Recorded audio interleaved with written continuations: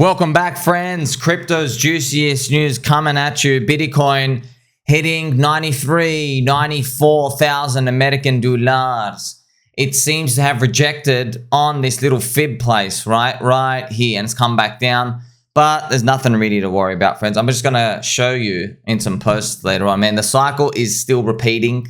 As much as I want it to actually pump harder, and so do you. But like, this is the year, though. This is the year. But like, remember, friends, yeah, this is the year where all the magic happens. But like, when you go back and you actually study the big years, right? Altcoins 2013, 2017, and 2021, in both of alt season waves, it's not actually what you think. The explosion comes at the end, and you don't get like this big graceful period. It's not, you don't get this nice period where like everything's going up and it just keeps going up. It keeps feeding you dopamine. It actually doesn't happen like that. It's fast spikes. It's a short amount of time, and once it goes, it really goes. And that's pretty much what we're playing for. But here's the thing, man. You did not know it was going to participate like this years ago. No one knew. No one knew. That we say, oh, maybe the 40 cycle repeats again. Okay, but what if it didn't? What if it didn't? What if the coins you're holding, what if they were like 4x higher today than when you were expecting? You basically missed out on all your gains. What if we're going to get a dampened cycle for those coins? What if your coin was only going to do like a 20x from the bottom? So you miss out on the first, that 4x, then you get in, you're only going to get a 5, and then you're going to round trip that whole move. Do you see the risks? That's why altcoins, friends, are a long duration asset, and it is important just to be mindful of this. I know everybody wants to play the cycle perfectly. Yeah, everyone wants to play the cycle perfectly, but it's not about that really, because here's the thing. Ultimately, at the end of the day, you have to hold to a certain point in time anyway. You really do. So if you miss it, you can't get the prices back. It's game over. Okay, but we've known with altcoins, right? What actually ends up happening is altcoins, they keep minting in supply. Okay, so we'll talk more about that when this bull market's over for the next season. Now, the monthly chart and the weekly chart of Bitcoin, I mean, this is the weekly chart out here. We're still grooving around here. This is pretty much representative of what's going on. Maybe we're going to do this. Maybe, but I'm like, man, no way we'll do this for another whole year. No way. That'll be painful. Well, I mean, never know, man. Never know. But a lot of people expect the next wave up here. Remember, this is a pit stop. See, friends, this is a pit stop area. Yeah, remember, we're hoping that it was repeating something like this. But actually, if you go back to 2017, it seems like there are these screw around area things. This is the price action, friends, of actually what happened here.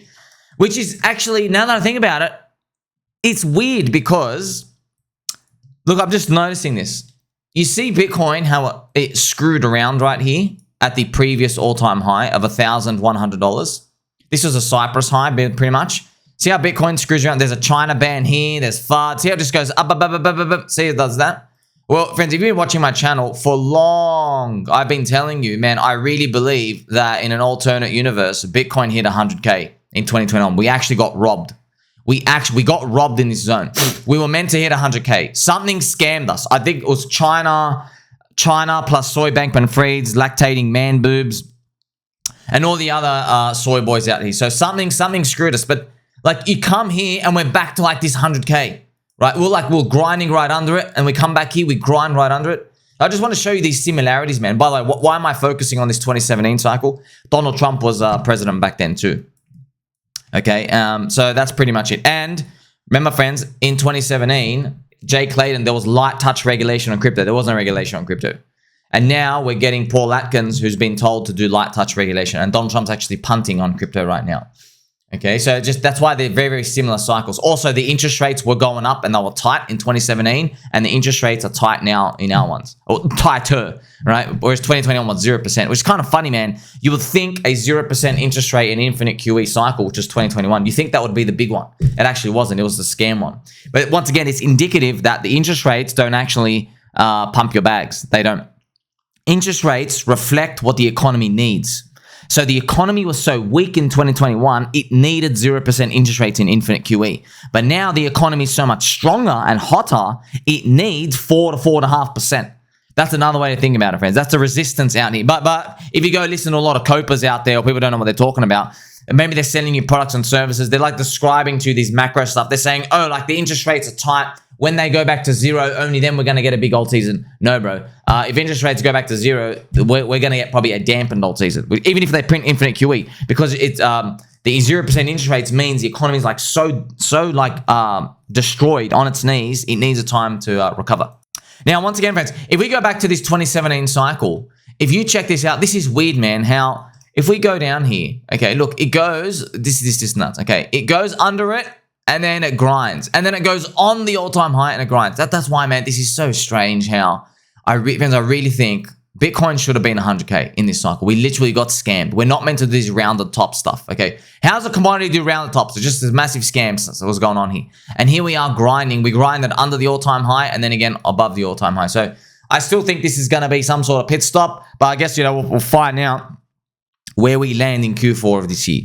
Uncle Bobby Lucas, the mirror fractals of all the cycles. Everything's expecting, friends, the actual date that expected to top out October 6th. The actual date, that's 1,064 days from the bottom. Happened twice before. Don't know if it's going to happen again. But yeah, at some point, I guess after June this year, you'll pretty much figure it out. But like, you got to be careful as well, because if you were calling the top in like October of 2017, look at this. Bitcoin was only 4,500. It went up to 20K. Now I don't think Bitcoin's going to do a 5x. Again, because obviously the market cap and everything, it takes a lot more money. But just showing you like it runs away from you further than you think if you get out too early. And that's what everyone's going to have to be comfortable with. Now, obviously, it all comes down to this year, right? Are we going to get 3 red monthly candles or 6? I'm hoping it's 3. I think if the economy if it wasn't as strong as it is right now, then yeah, we'd be getting towards 6. But it's not a scam cycle, scam season. I think it's a good one. I'm going to show you this as well, friends. This is the others BTC ratio. Look at that, man. We are lagging, man. This sucks. But if you want symmetry from the past, this is where it's going to get. Here's the thing, friends. You don't get. There's no free lunch here. In every cycle, altcoins peaked 12 months after the Bitcoin halvening on the dot. The alt season BTC ratio, they peaked 12 months after Bitcoin halvening. So basically, mathematically, 2013, 2012, and 2017, exactly 12 months after the Bitcoin halvening. So in 2013, it was in November. In 2017, it was in June, July. In 2021, it was May, which is Saturday night Dogecoin mania. All of those 3, okay, it's exactly 12 months after Bitcoin halvening, you sell into Bitcoin. That worked 3 out of 3 times. But now, where are we going to be in April? Because we had our Bitcoin halvening here in April. Are we going to get some massive pump? I don't know. But this is where it's like, there's no free lunch, right? Something's might be a bit different this time. So either we peak in April, but if you go back to 2017, we ran all the way to June. And that is just something we've got to be aware of. Look, here's the thing.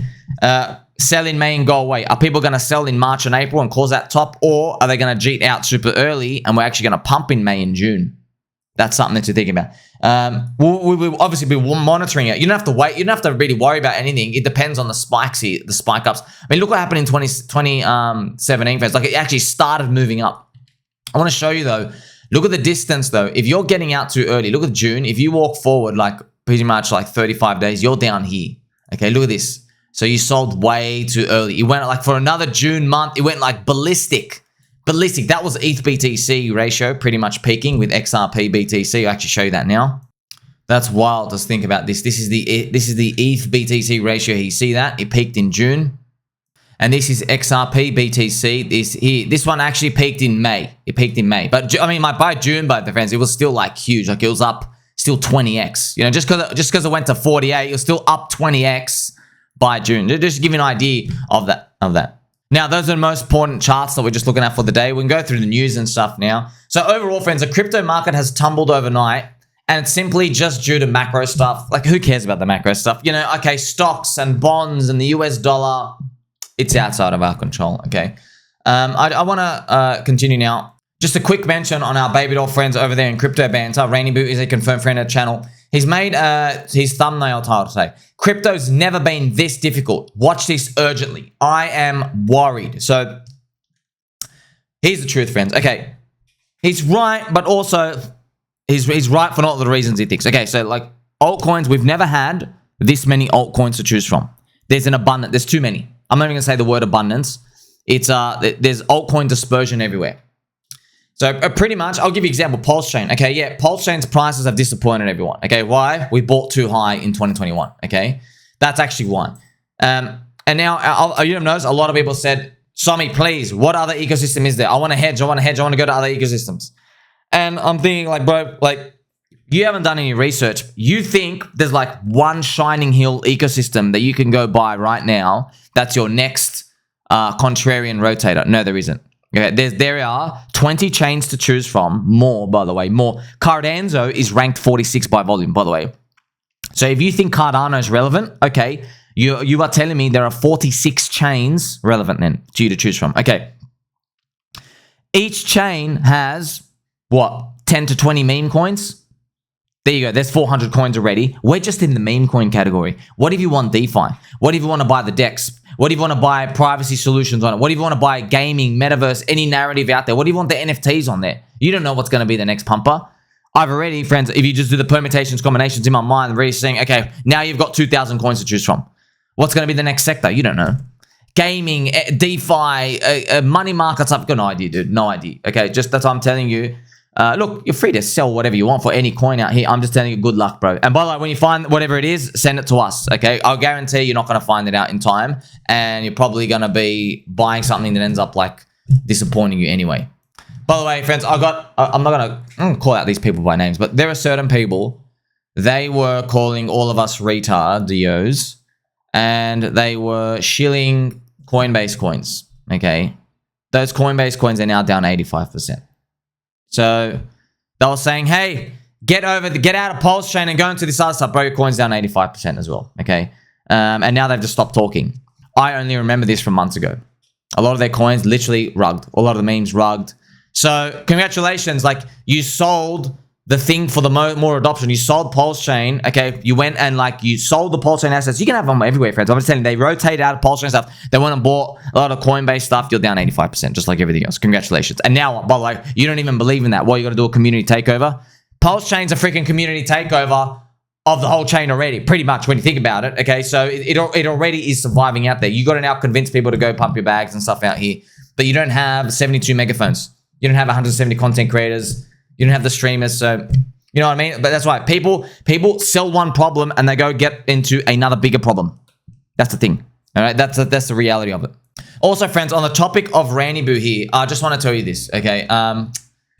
In 2017 and 2021, okay, when did it like actually confirm pumping? Well, it was mid-Feb to mid-March, okay? And it all comes down to Ethereum. Ethereum is a reflection of this. So you can actually see it right now. When did Ethereum break the all-time high?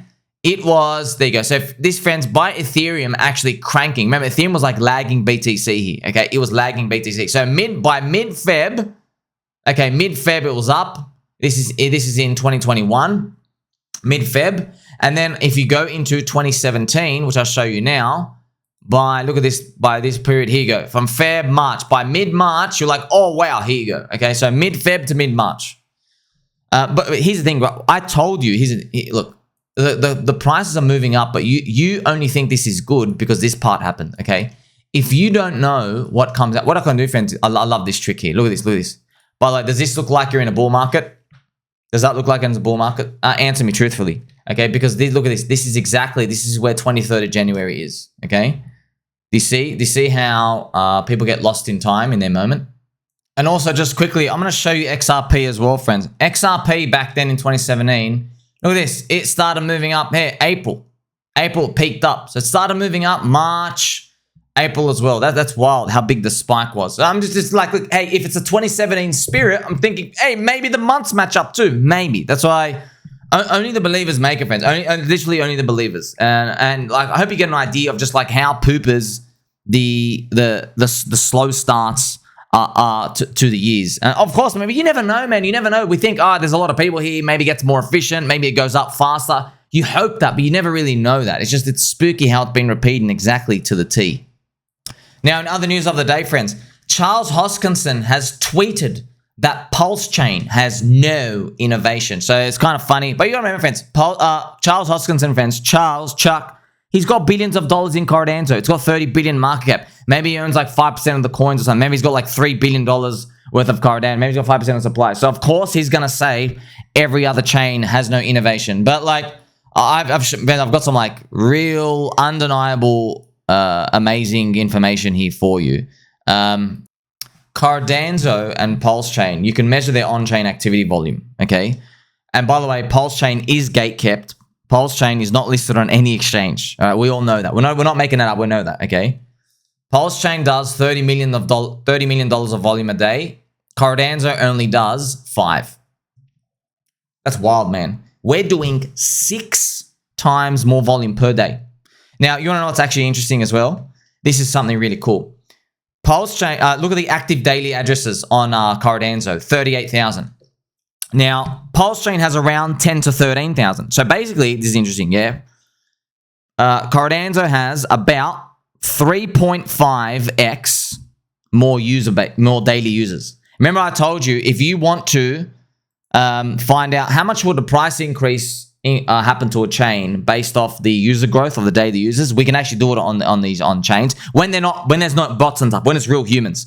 What we found is you square the number of the growth and you get the price increase. So, and by the way, this happened in Cardanzo. Cardanzo, friends, exactly 4.5 years ago in 2020, it had 10,000 daily users like PulseChain, and then it grew to 100,000. So it did 10x the user base, and then Cardanzo's price went up 10x. It went up 100x, went up 10 squared.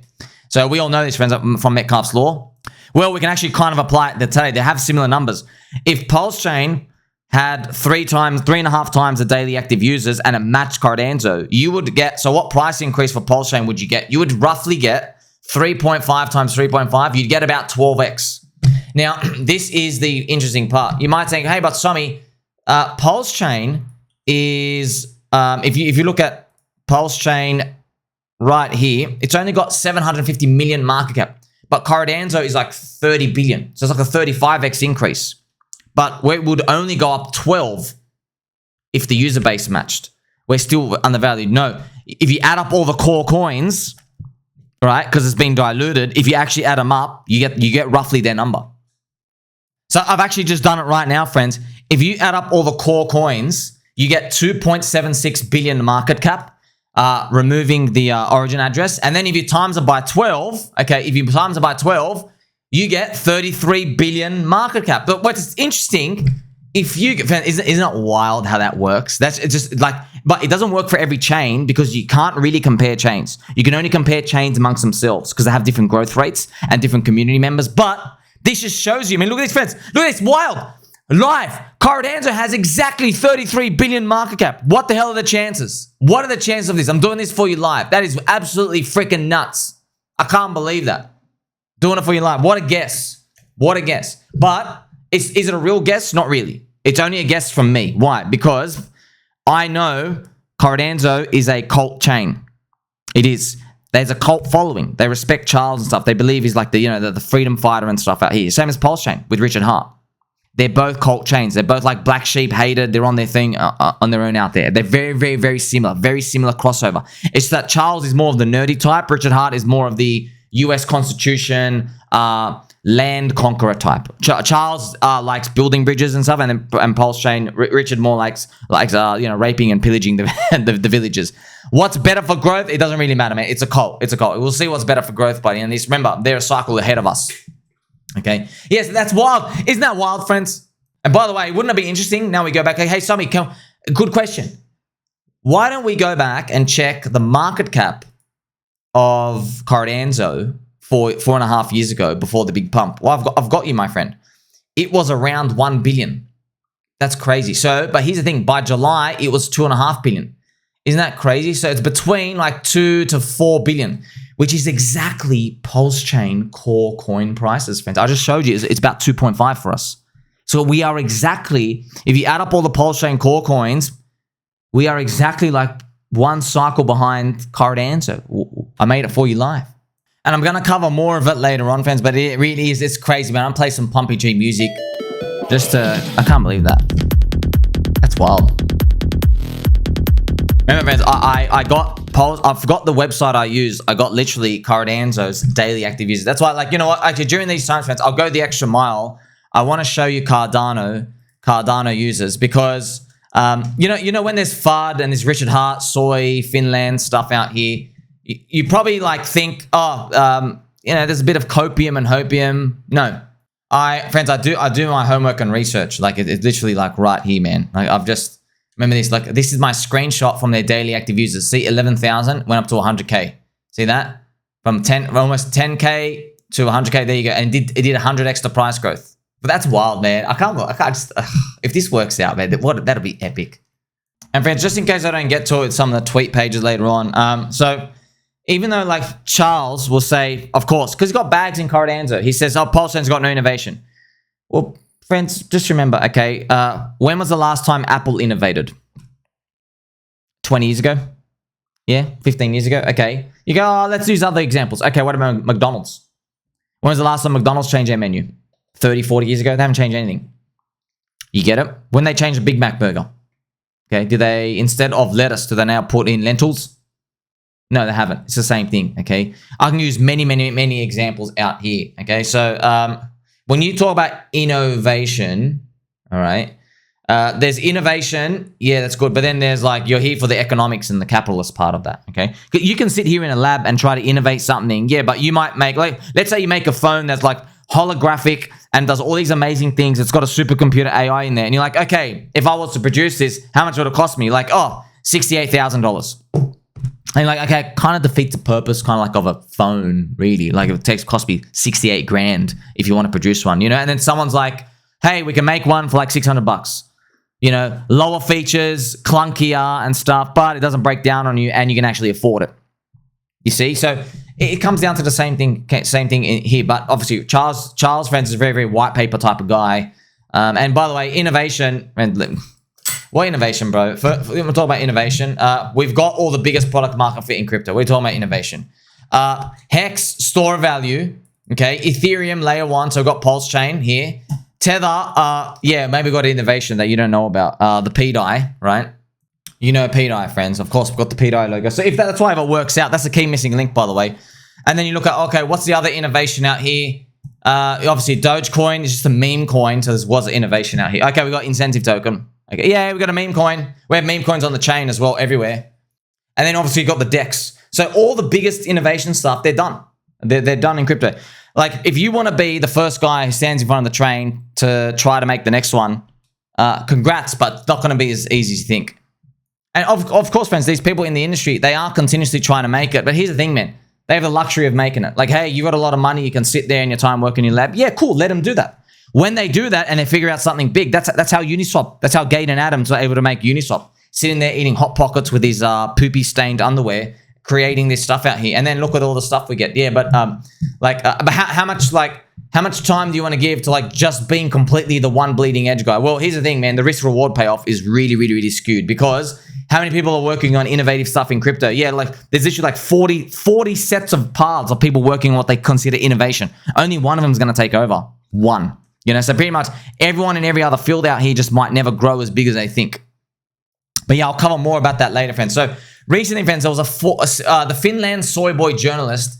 So I've covered this in some previous videos as well. But there's a journalist article came out and it basically summarizes the police report from Finland. I think they basically say that they raided Richard's house and they stole his watches. Okay, they've taken his watches because Finland government think that they own the Ethereum blockchain, and hence they think they own 33% of your PulseChain and PulseX coins. So Finland government, you lactating man boob, Euro cucks, you don't own shit, okay? I'm not giving you my coins, by the way. So there's very sick world we live in, friends. That's what happens when the government has a lot of debt. And remember, friends, I just want to share this with your friends and family. Like, type in Finland debt to GDP, record highs, okay? It's literally at record highs. Their debt to GDP has never been this bad. Actually, it's keeps creeping up, as you get to see right here. Public GDP, private GDP, it's all rocketing. Okay, so their GDP, look at this. Their debt to GDP going up. Finland's debt, see this, record highs. Now you might say, hey, but 84% is not as bad as Japan. It doesn't matter, bro. It doesn't matter. They're swimming. That's swimming for them. Okay, they used to be like 72%. Before that, like 50% and 40%. Now it's up to like 80. And 81, and it's climbing. That's why they're really doing it. And we know this from all around the rest of the world. The government's running out of money. They're diluting. They're doing the printing money, the purchasing power erosion for middle class. So they're doing these more aggressive things out here. And yeah, they think, oh, look, a bunch of these crypto guys, let's go steal money from them.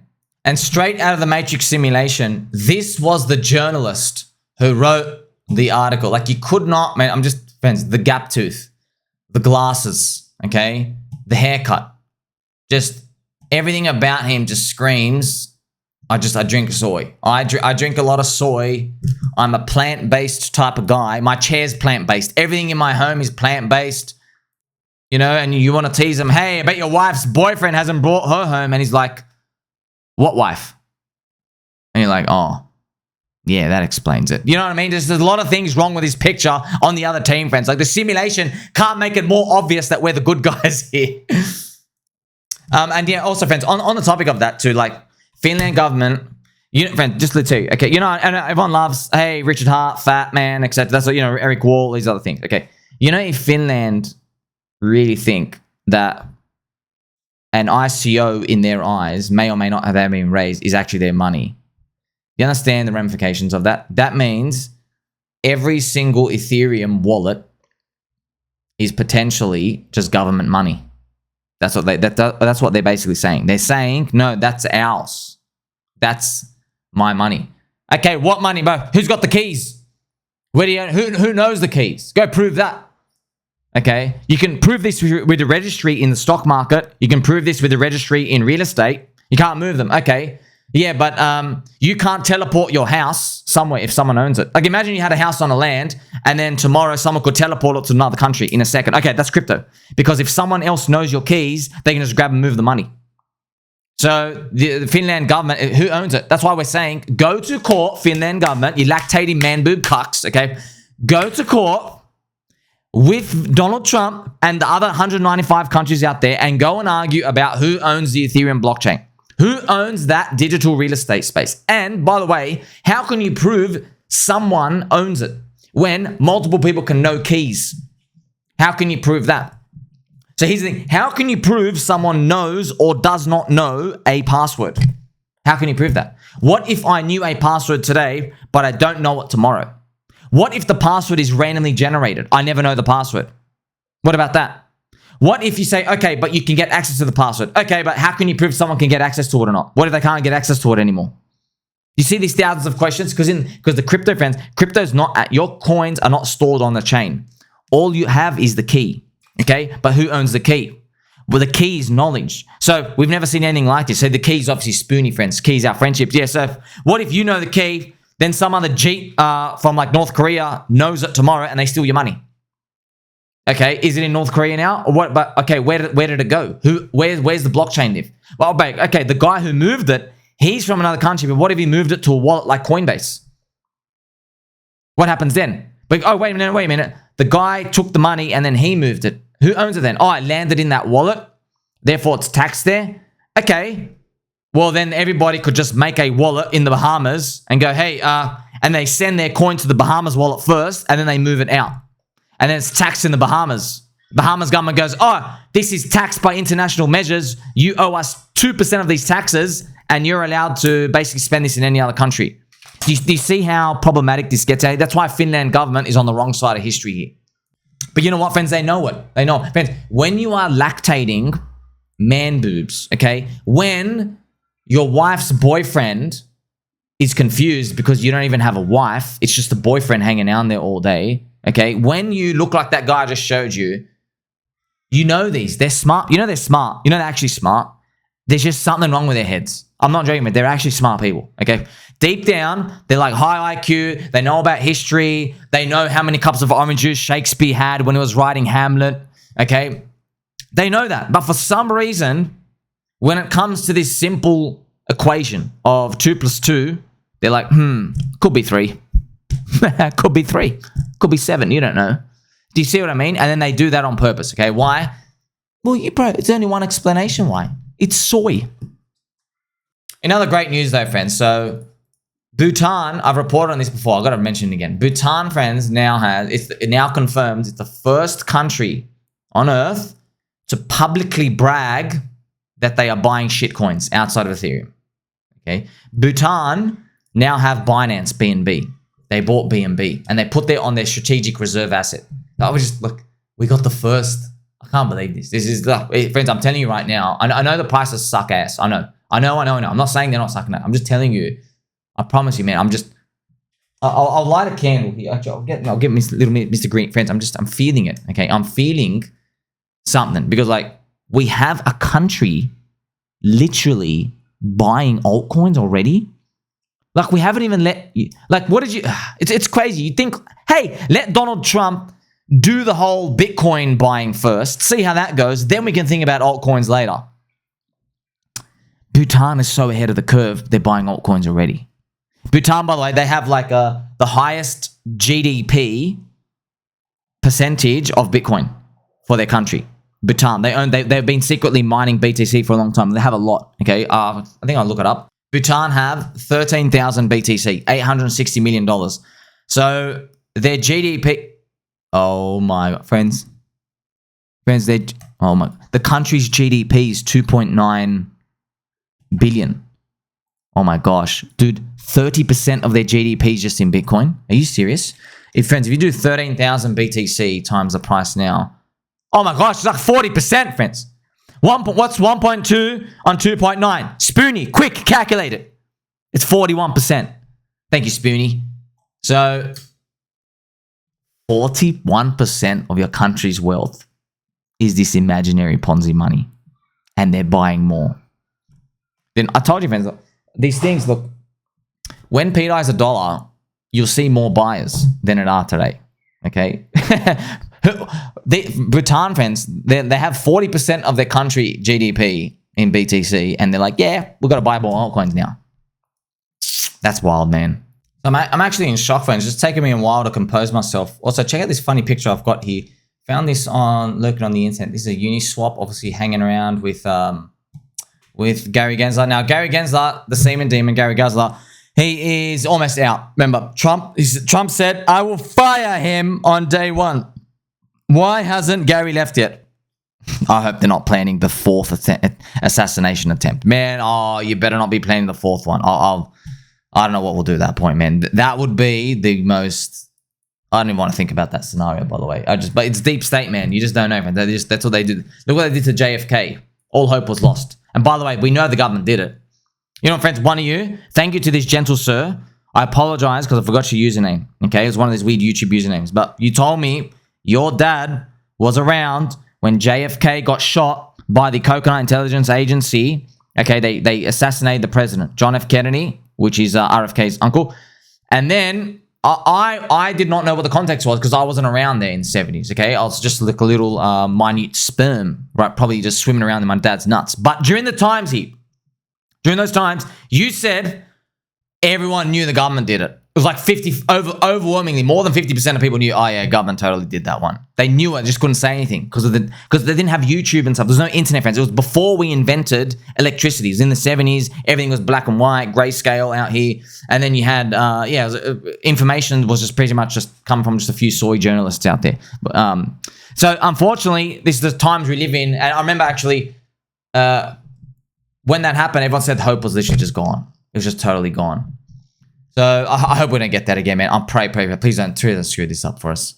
So where to from here, friends? Remember, I've covered thumbnails, right? So I've got thumbnails from like Crypto Banter saying this is the hardest cycle ever. We've got a lot of all this information, but ultimately, no matter how you spin it, everything just seems to be on track. Okay, others ETH is still going this. What is this chart, bro? What is this chart? I'm just still baffled by this chart. I was thinking with this chart, friends, it pretty much could be that a lot of the coins are Ethereum derivatives because you have wrapped Ethereum and stuff. But still, like, does it have to go this tight? This others, just showing you. Remember, that chart's the key. It shows you that our alt season relies on ETH. Because look, if the altcoins are hugging ETH, and then pretty much, yeah, you're not gonna you never see if altcoins could run up without ETH. Then this thing would go down here. All right. It would, at some point, it would be down here. You would have these big drops like that. Like when the alt season was starting, you would have that. But unfortunately, what happened? These things just stay like this.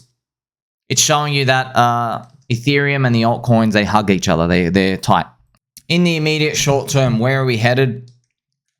I still have this others thing, friends. 2 waves at some point. Remember, there's a March blood moon, you know. But we don't have to be set on any of these. It doesn't really matter like the timing of them, but you get the point here where you have these two waves. It looks like it goes up, flags, and then continues. But it doesn't really matter. Ultimately, at the end of the day, it's the concept is still the same. We have, like as a summary, yeah, 3 out of 3 times, altcoins peaked 12 months after the Bitcoin halvening. But that's April. Are we going to be parabolic euphoric by then? What if we're not? We just keep holding. That's the theme is. The theme is just keep holding. Big macro stuff though. You know it's getting closer and closer. This is the final year. The companions come this year. Waiting for this January, February, March. And I believe, like, if you ultimately everyone wants to know, right, how high the altcoins will go. I've made multiple videos on this. But as a quick summary, because I know this off by heart, if Bitcoin can get to 250K, all right? If Bitcoin can get to 250K, you can just repeat the others BTC channel here. And you can just, like, remember friends, on a log chart, this looks more clear. It's just got a lot of things going on. On a log chart, it goes more clear. So if others BTC goes up around here by the end of it, and Bitcoin is 250K, every altcoin average, the others has done 8x. 8.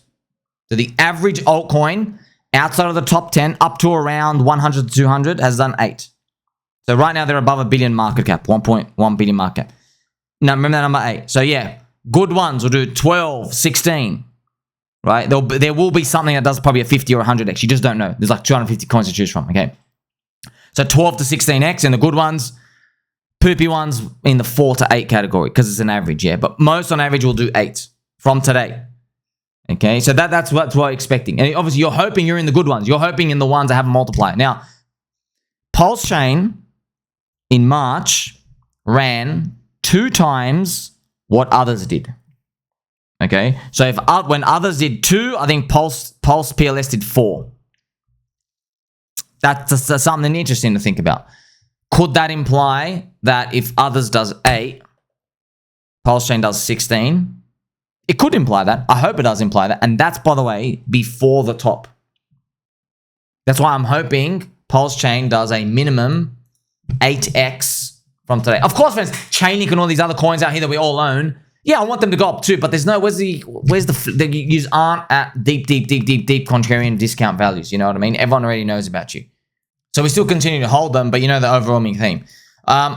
Where would a 16x, an 8 or 16x take us from here? 8x will take us, you just go up 700%, friends. 8x will take us, there you go, around 3.5x day one sack, 3.5 to 4. And then I guess double that would be about 8. There's 8 to 16 in this box. That's what it will imply. Wave 1, wave 2, okay? Remember, Hex's big move came after Richard thought the top was in. So if Richard thinks the top is in at the very, very end and it's over, then we probably see Hyperloop. Pew, pew, pew. Okay. We don't know about that Hyperloop. That's bonus round stuff. Okay. Now, of course, when I say this, friends, there's always people who say, so I mean, if we only get that low and there's no Hyperloop bonus round at that, it's a big scam and it's a big waste. I know, bro. I know. But that's like saying, okay, like, can I just remind you, saying those words doesn't actually do anything, you know, for your results. Just, you can say them, but it's like when I say, hey, you know, let's say anybody. When people say, hey, if Bitcoin drops 90% in the next cycle and it doesn't repeat the cycle and actually has a 5-year bear market, a lot of people are going to be ruined. Yeah, duh. And by the way, most people still made money. A lot of people made money because they bought in earlier. Everybody just got clobbered in at the end. So it doesn't matter these scenarios. Like, you're basically saying, oh, if the bad scenario happens, it's going to be bad and I'm going to be upset. Yeah, duh. Of course. That's the game, man. It's like heads or tails. You bet on heads. You're like, oh, man, if tails comes out, I've actually lost my money and it was a waste of time and I should have never played. Yeah. Then it comes out tails. What do you do? Okay, but you can't think about that because, like, it's outside of your control. Like, the strategy, not your friends, not financial advice. Just what I do is, okay, you're just meant to play your best game, which is you try to dissect information and process it, and you're trying to buy low, sell high. You're trying to buy undervalued stuff where you think the market is reading stuff wrong on average, and you look for information asymmetry, which I've covered many times, okay? Sometimes you get it right, sometimes you get it wrong, but yeah, overwhelmingly, their friends, you don't have to get scared, man. Like we all know this, dude. Scams pump the hardest. Like literally, like just the poster boy of scams, dude, was Luna UST was an unbacked stable coin. You know what I mean? Like it pumped 900x from the bottom to the top in 2021. You get what I mean? So like if there's going to be a collapse, there's probably going to be euphoria first. That's actually the biggest theme, a lot of these stuff out here. Anything with a community, if they eventually go to zero, there's a big mania first in the bull market. That's why the saying scams pump the hardest. We all say that. It's actually, we've seen it so many times. Stuff with just complete fluff just keeps going and gets. So that's even if you have a myopic view and you think the whole thing is a scam. There is some sort of grace period that comes out here. Why? Because things that are legit, what you think is legit goes up, maybe Bitcoin, and then people just have money to spend. Like, subscribe, belly button, all, catch you soon.